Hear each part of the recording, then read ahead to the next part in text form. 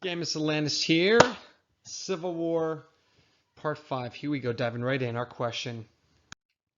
Remember our amazing, look at that, amazing. Slavery has divided the country. That's right, the answer is slavery, North and South. We're at war. What does that mean for our question today? Here's our question. Last time we saw turning point at Gettysburg. Similar topic now, turning point this time at Vicksburg, a city that is way deep in the South.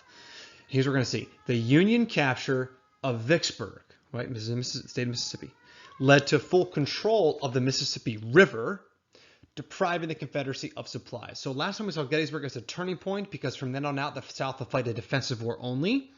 Halfway point doesn't mean it's going to get better. It's going to get worse, actually, but it's a halfway point. Now we have defensive war in the South.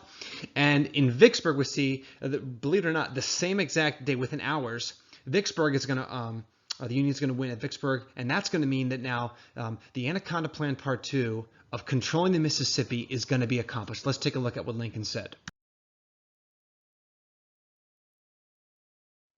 All right, here's Lincoln's quote, right? Our Anaconda Plan, right? The Mississippi is the backbone of the rebellion. It is the key to the whole situation. While the Confederates hold it, they can obtain supplies of all kinds, and it is a barrier against our forces, right?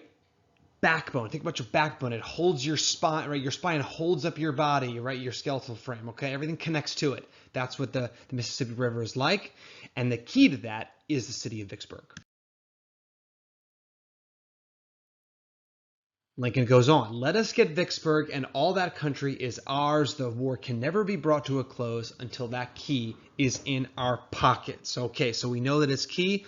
Let's take a look at the battle maps, see what happened. All right, where is Vicksburg? Way down here. Let's get our pen out. Way down here on the Mississippi. So here's your backbone, right? Here's your backbone of the Mississippi, right, of the Confederacy. Here's the city of Vicksburg way down there. Okay, now this is a great railroad map I found because it shows you really why it's such a key. So here's Vicksburg right here, okay?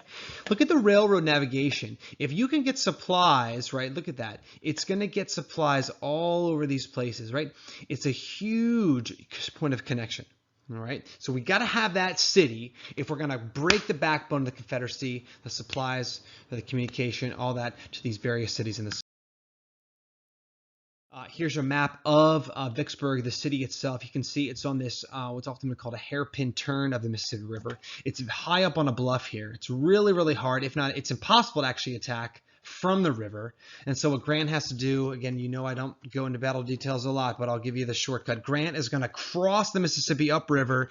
He's going to march down through a bunch of swamps, right? He's going to go below the city, fight a bunch of battles over here, and then approach the city from the enemy side. Super dangerous move. He's going to surround it in a siege formation. Here's a map of that siege formation here. You can see you got Grant surrounded here, right? All around the city, there he is. He's going to, for 6 weeks, boom, boom, boom, boom, boom, bombard it. He's going to have cannons after trying to charge it and failing. He's going to starve it out, going to fire artillery all day, all night, stopping only to let the cannons cool and reload, terrify the citizens in the city. That's the plan to get Vicksburg. He, of course, gets it. Vicksburg surrenders, and with it, 25,000 soldiers. It's a huge victory. Aha. So, why does it matter, though, right? Because now the Union controls the Mississippi River, the supply flow, the information flow to all those other cities. It is a huge capture, a huge turning point in the war. Something I want to point out. Is it a bad omen? Is it a bad prophetic sign? I think absolutely. Look at our dates. July 3rd, the Union wins at Gettysburg. Hallelujah. July 4th, Grant takes Vicksburg. Hallelujah. And you know what else is on July 4th? Independence Day. Do you think this matters? Do you think people at the time are going, oh my goodness, absolutely. This is a huge deal. This is a super huge prophetic sign.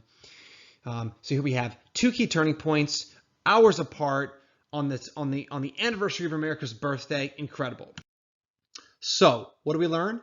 Union victory at Vicksburg under Grant is a turning point because now we have full control of the Mississippi River, deprived the Confederacy of supplies and communication, and now we have a leader too who has shown what needs to be done and will take risks and will rise to prominence and be called up to the big job, right? Lincoln's going to call Grant up to elect him as Union commander of the Army of the Potomac, and he is going to be the one who's going to go crush General Lee in Virginia and bring the war to a close. Going to take a while. It's going to take 2 more years of some of the worst bloody warfare, but we can now finally see the objective, and we have the man to do it. His name is Ulysses S. Grant. See you next time.